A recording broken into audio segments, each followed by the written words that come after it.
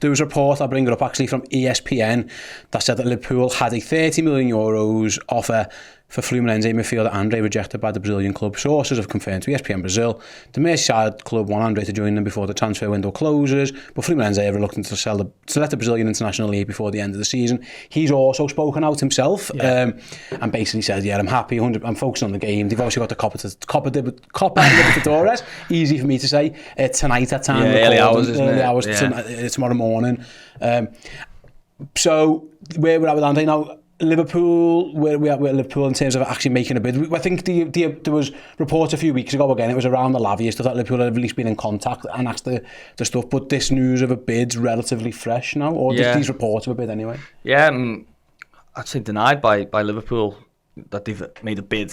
Not denied that they've had contact with Fluminense this summer. I don't know how sort of extensive that contact was. I think it's one of them, and there's a new phrase that's popped up this summer about conditions of the deal, that sort of, or terms and conditions of the deal, sort of what are you kind of looking for, what sort of, how open to selling are you, what's your sort of ballpark asking price, that kind of thing. In terms of an actual bid, Liverpool have been quite quick to deny that's taken place, and it does. I mean, all of the sort of, even ignoring that sort of element to it, all of the sort of pointers really have pointed towards Fluminense keeping him, haven't they? And being keen to keep him. I think Andre, his interview was classic sort of player, wasn't it? Linked with club. It was like, I'm flattered. It's great, great to hear that big clubs are looking at me, but I'm focusing on this and I've got this to do. They've got a big game at Olympia, isn't it? Of Paraguay, early hours, and then the second leg will be early hours of deadline day. So that would be interesting if Liverpool were to, or anyone else were to make a move. But yeah, in terms of this bid, that's the Liverpool end of it, that they've said no. On that, again, I don't know if this has been reported much or if it's just people putting two and two together, but like everyone senses this might be just one that they do for January. Also, the fact that the lad's been playing all year, like he hasn't had a break yet, so even if you signed him now, like he's probably going to need a little bit, he'll be knackered for a start, but he's been playing since, I think it's February or something, he's been playing a while. Yeah, they run calendar year. Yeah. It's almost like we're all just kind of thinking, he'll just, the expectation is he'll come in January, but A, that's not guaranteed, I suppose, and B, in terms, you still have to leave a space open in your squad for that guy to come in January, unless you're certain someone else is going to go before. And like, I don't know, am I wrong in thinking like we shouldn't just assume anything really? No. It feels like this one's like everyone's, he'll be here in January. It's like, pump the brakes a little bit on that one. Yeah, I think so. I wouldn't assume anything in regards to Liverpool and transfers, to be perfectly honest. But I think he's one that, if you look at him, you say his price tag's obviously quite favourable for any club, but for Liverpool as well, who've shown a desire to get value. His age is Liverpool's hitting zone. He's at a sort of a level where he's proven a fair bit, but he's still got a lot to do, and he plays in a position and he's got a style that looks like it would add something to Liverpool. I think the only question I would have is obviously not the only question, but the biggest question I have is how quickly are you ready to go from the Brazilian Championship and into the Premier League and starting games, and that would be the question. There's not too many, is there? You think of Gabriel Jesus came over, didn't he? I'm just trying to think of other players who've come straight from Brazil into the Premier League. There's not too many. A lot of them tend to have a stop off somewhere in Europe, don't they? You think of obviously Coutinho, Firmino, Fabinho, Alisson, Casemiro, whoever. They all. Not many players are sort of oven ready to go straight into the Premier League. Some are, of course, and it's not impossible, but that would be the question you'd have to ask.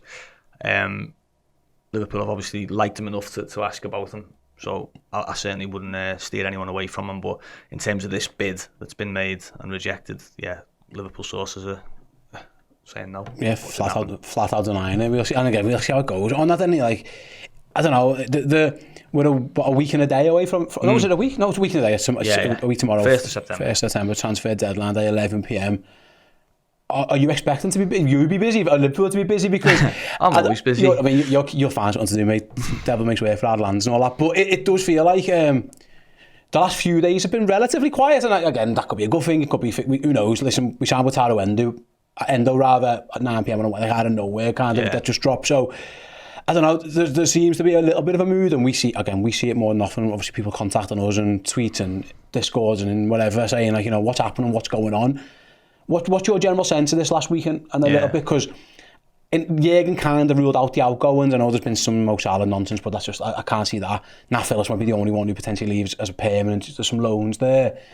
But I don't know, do you got the sense that Liverpool are still looking to do something? Yeah, absolutely. Yeah, and there's a press conference tomorrow morning. I'm sure Jürgen, you know, listen, I can't remember the last time there was a press conference and Jürgen wasn't asked about signings really, even out of transfer window season. So there will definitely be comments from Jürgen tomorrow, and he's been consistent, hasn't he? You know, look, you know, we don't make promises, but we're looking, and if the solution's out there, from his point of view, it would be crazy if he was happy with what he's got at the moment. And I don't mean necessarily in terms of quality. I just mean in terms of depth and numbers. You know, you look at the players they've lost.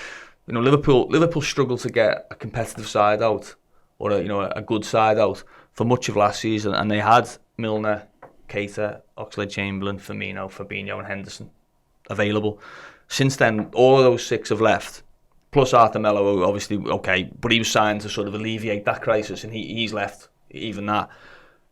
And they've only got 3 in, and obviously, let's say you had Ben Doak as a first-team player, and you had Stefan Bajcetic as a first-team player, you're still short. You're still short of numbers. And if you say that Fabinho and Henderson were 2 unexpected, you know, departures, well, at the very least, you need to replace both of them, don't you? You know, if you were planning for the season with those 2 and they've both gone, then you need to replace them, don't you? So I can't imagine anyone at Liverpool is happy, you know, inverted commas, with exactly where they're at.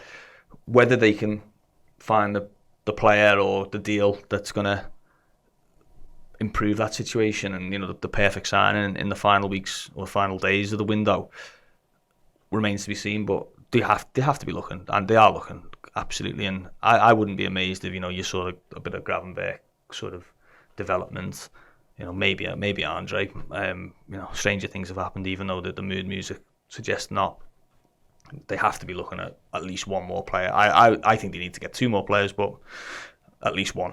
Yeah, absolutely. I mean, I think we'd all feel more comfortable if they could get themselves a defender and a midfielder. Again, the squad, homegrown, all that kind of stuff kind of does make it a little bit tricky, and all those kind of rules. They've got themselves back into a little bit of a corner with that one, in terms of it'd have to be one of them would have to be a young or an English player, which again... That's what they do. Really, you know, they got a 20-year-old. Yeah, they can easily... Well, not easily, but that's a solution that's available to them. You know, you look at the midfield already. We're in August. You know, James McConnell's been on the bench for the first Premier League game of the season. You know, already Curtis Jones has picked up an injury. You know, Thiago's still not available yet, or certainly, you know, not ready to start games. Certainly, he hasn't even been on the bench yet. So, you know, the idea that you could sort of hide behind, but use that as, look, we've got this. You haven't. You know, we know, history tells you haven't got what you think you've got at the start of the season. Liverpool, you know, all clubs really, you know, I think there's a knock-on effect as well, that injuries are far more prevalent at the moment. You know, you look at Chelsea's injury, United have just lost Mason Mount.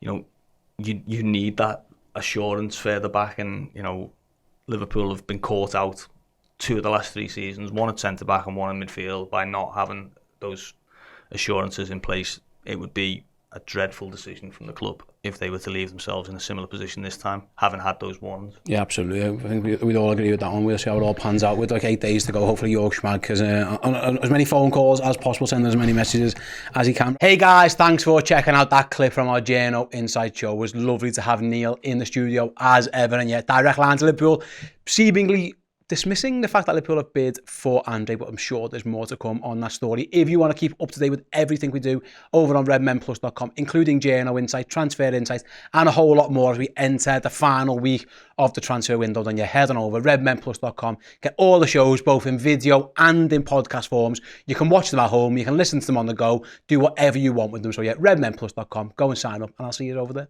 Thank you so much for watching. The new season is here. Come and join us over on redmenplus.com for fantastic shows, pre and post-match content, journalistic insights into all Liverpool's transfer business, documentaries, interviews, features and more. Head to redmenplus.com, sign up today and fill your boots with Boss Liverpool content.